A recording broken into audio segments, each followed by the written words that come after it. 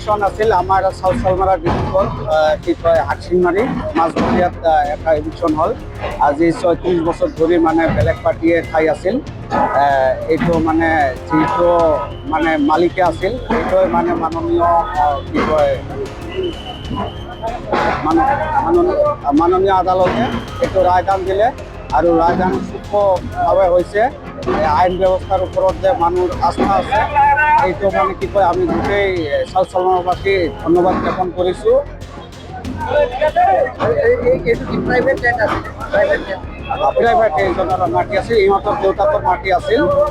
তাৰপিছত ইহঁতে মানে কি কয় আজি ৩৬ বছৰ পিছতহে কেছটো ৰায়দান।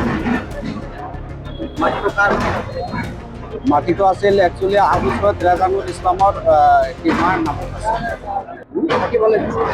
এইটো থাকিবলৈ দিছিল আগতে মানে আমাৰ কি কয় নদী ভাংগা যিটো এৰিয়া ইয়াত থাকিবলৈ দিছিল যে বোলে মাটি ইয়াত থাকিবলৈ দিয়াৰ পিছত ইহঁতে কি কৰিছে নামটো একে নাম আছে, তাৰমানে ৰেজানুল ইছলামৰ দেউতাকৰ নাম আৰু ইহঁতৰ দেউতাকৰ নাম এটাই আছিল আমি জানিব পৰা মতে।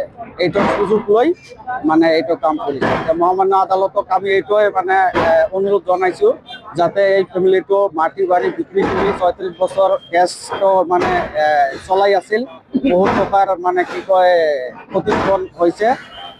ইয়াক মানে উচিত এটা ক্ষতিপূৰণ দিবলৈ আমি মহামান্য আদালতক অনুৰোধ কৰিছোঁ।